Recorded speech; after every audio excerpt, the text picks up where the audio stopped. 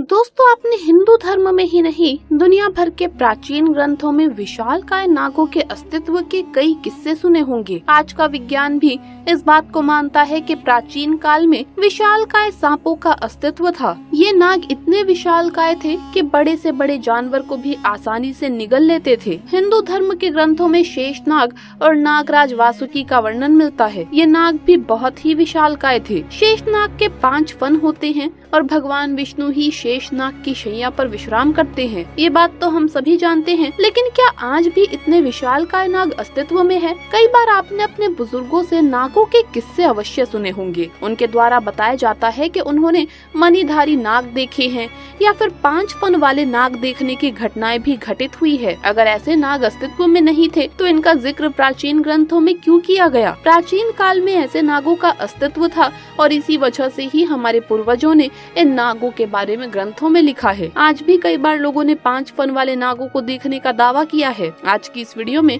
हम आपको एक ऐसी ही घटना बताने जा रहे हैं जब एक लड़की को बचाने के लिए साक्षात नाग आए थे और वहाँ पर मौजूद कई लोगों ने शेष नाग को अपनी आंखों से देखा था। क्या आपने भी अपने जीवन में 5 फुट वाला नाग देखा है? तो हमें कमेंट बॉक्स में जरूर बताएं। ये घटना है आज से लगभग 7 साल पहले की, जब दीपक अपने परिवार के साथ अमरनाथ दर्शन के लिए यात्रा पर गए थे। आप जानते ही होंगे कि अमरनाथ जाते समय वहाँ पर कितनी सुंदर और विशाल झीलें हैं। उनमें से एक है शेषनाग झील। इस झील में लोगों ने कई बार शेषनाग के दर्शन किए हैं। कई बार साक्षात शेषनाग लोगों को अपने दर्शन देने आते हैं। कुछ किस्मत वाले लोगों को शेषनाग झील में शेषनाग के दर्शन होते हैं। दीपक और दीपक का परिवार अमरनाथ जाने से पहले शेष झील के पास गए थे।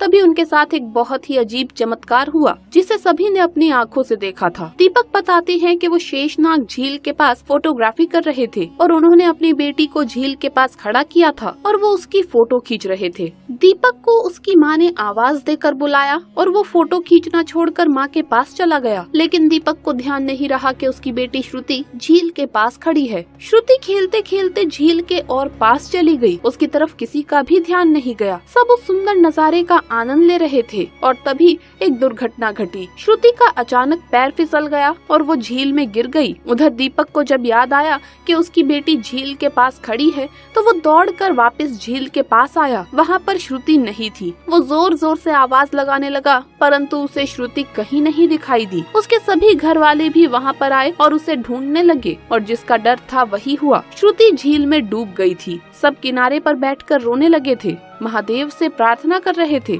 उनकी पुकार सुनकर वहाँ पर एक अघोरी प्रकट हुए और रोने का कारण पूछने लगे। सभी घर वालों का रो रो कर बुरा हाल था। अघोरी ने झील की तरफ देखा और जोर से हर हर महादेव कहकर झील को पुकारने लगा, महादेव रक्षा करो इस नन्ही सी जान की। तभी एक ऐसा चमत्कार हुआ कि सभी के रोंगटे खड़े हो गए। एक विशालकाय सांप की पूंछ दिखाई दी जिसने उस छोटी सी लड़की को किनारे पर ला दिया। लेकिन किसी ने उस सांप का मुंह नहीं देखा, बस सिर्फ पूंछ ही देखी थी। ये चमत्कार देखकर सभी हर हर महादेव कहने लगे। दोस्तों, वो सांप कोई साधारण सांप नहीं बल्कि साक्षात शेषनाग थे। सभी ने महादेव का धन्यवाद किया और श्रुति पूरी तरह से सही सलामत उनके पास लौट आई। आज भी दीपक उस किस्से को याद करता है तो उसके रोंगटे खड़े हो जाते हैं, क्योंकि वो अब जान चुका है कि महादेव सच में हैं और वो अपने भक्तों की पुकार अवश्य सुनते हैं। क्या आप भी भोलेनाथ के सच्चे भक्त हैं? तो कमेंट बॉक्स में हर हर महादेव जरूर लिखें। दोस्तों, अभी तक आपने एक नागिन को ही अपने नाग के मरने का बदला लेते हुए देखा होगा,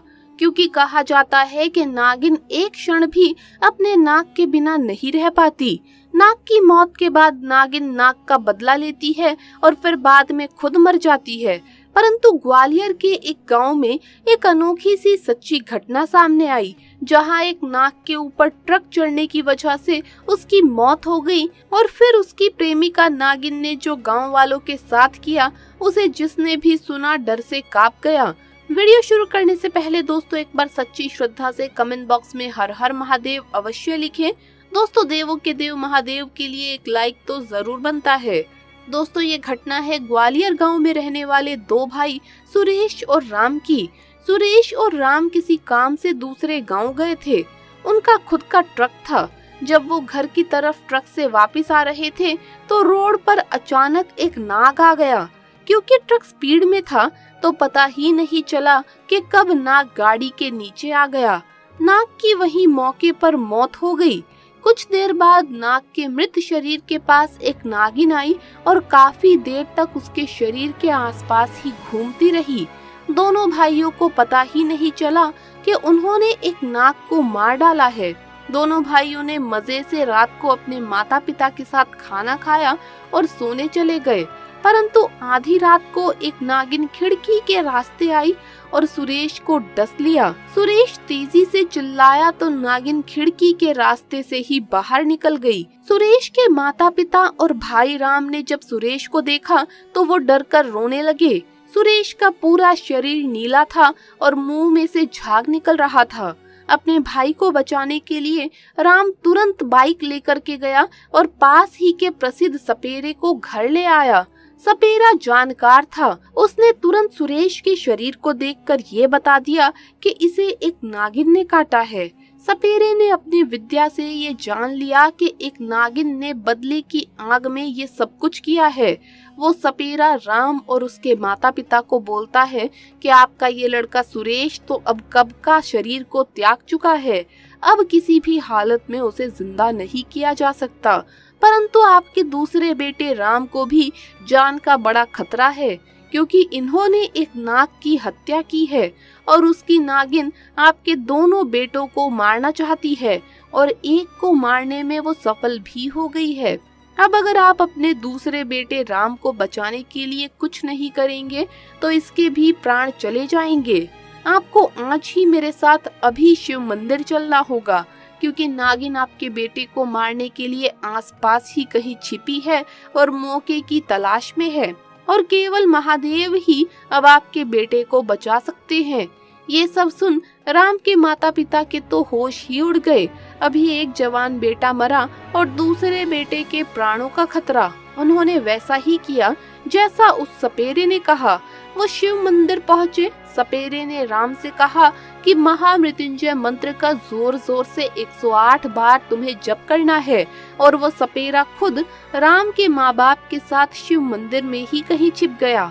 भगवान शिव की प्रतिमा के सामने राम महामृत्युंजय मंत्र का जाप जोर जोर से करने लगा।